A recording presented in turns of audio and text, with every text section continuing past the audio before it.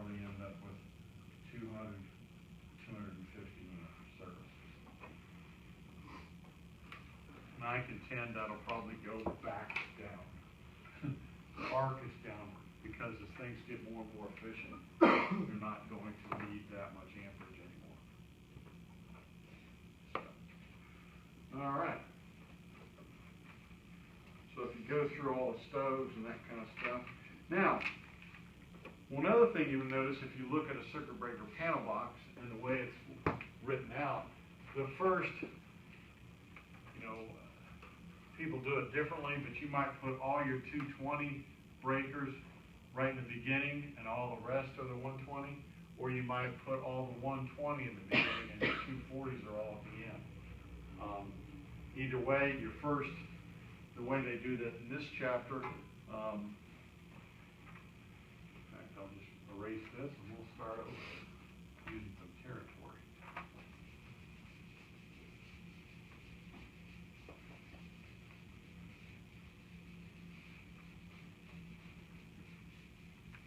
So in terms of thinking this thing through and getting it right, because the final thing is sizing the circuit breaker panel box for your house. That's what we're doing. We'll get that. So the first thing you're doing is convenience and general lighting. And so for our example that we just did with 70 outlets, and we did 20 amp breakers, and that gave us, what was that, 7 circuits? Yeah. So we have 1 through 7 circuits being lighting and convenience outlets. So I go bit down the line, 7 circuits for lighting. And then I've got required circuits. So I've got general lighting, convenience, that. And then I've got required circuits. I've got required 20 amp circuits, again, where? Bathroom. Okay. So I've got 8 is bathroom. And I might have more than one bathroom, but then that would be 9 would be a bathroom if you had 2 bathrooms, so forth and so on. What else? Kitchen. Kitchen. Okay. What time is it? Is that clock right? You're right, it's 9 to 9. Okay. Yeah. Okay, so kitchen, that would be 10 would be kitchen. Wait a minute, how many I got in the kitchen? 2. So 11 would be kitchen. All right, so I've got bathroom. Now, do I have another required 20 amp circuit? Laundry room. Laundry room. Bingo.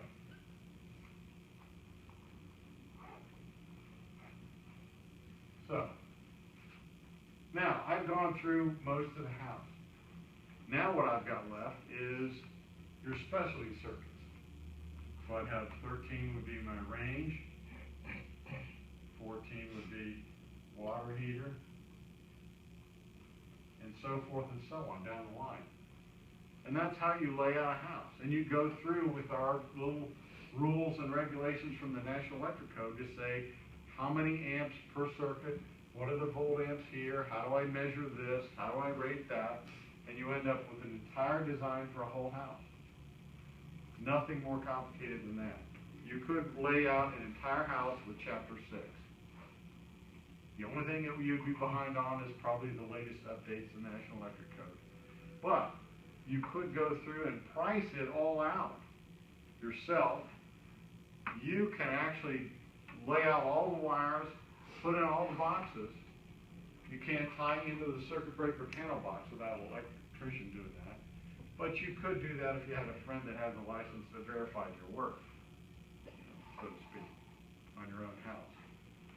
And every once in a while you have to tear something out because your buddy would come in, after you'd already done the work and say, well, you have to have a staple on the wire here, you have to do this here, you didn't put the service drop. When you pull your wire through your wall right here to this box, you have to put a little coil, a little service loop to be strain relief on your Romex. And you can't just say, well, I got this piece of wire left and I can get right to that and stretch it in and have it meet code. They'll bust you on that. So again, you can lay out an entire house with Chapter 6. And that's the thing that you're striving to get to, is how do I put this all together? And then what's fun to do is go through a typical house built 10 years ago and then replace everything with new energy efficient stuff and see the difference it makes on your total capacity for your house and the wire sizes and how much money you can save just by designing it correctly now versus back then. That'd be fun to do. In fact, that sounds like a project. Anyway. So, any questions about that? Your homework, should you choose to do that, is problems 1 through 5, is it? Yeah, 1 through 2 or something like that. Yeah, right. Yeah, perfect. Yeah. And what chapter are we in? 6 there. Well, I think you do that. Oh, yeah. Yeah. I'll give you a break there. Right. Now, let's see. We got a couple minutes left. Who's got a spare piece of paper?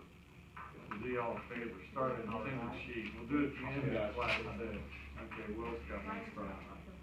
Yeah. Now, let me check real quick to see if that homework is 1 through 5 or 1 through 6.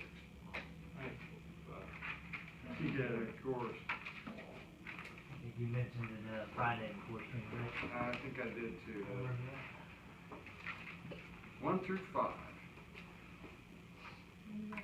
Yeah, what day are we on that on then? We better have it Friday. Okay. Yeah. I'll look at the list. It's at the 14th? Friday the 14th. 14. 14th.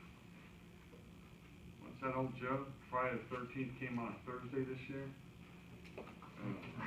That's a good one. Yeah, I know. Gee, that's bad. All right. Any questions? Obviously, if you have time to,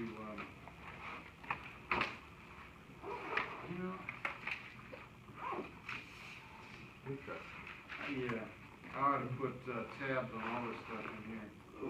But I certainly haven't. Won't the laundry room be 2? This isn't a dry around 240, a link 240.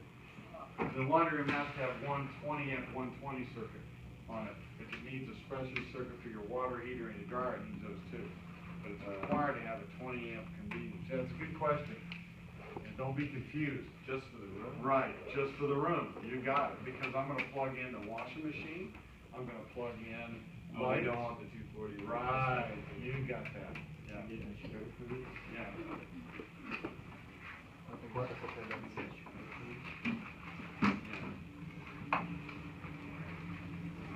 And I didn't grade your homework over right now, a whole week. I'll do it by the time you turn it in. Does that mean if you turn in the day,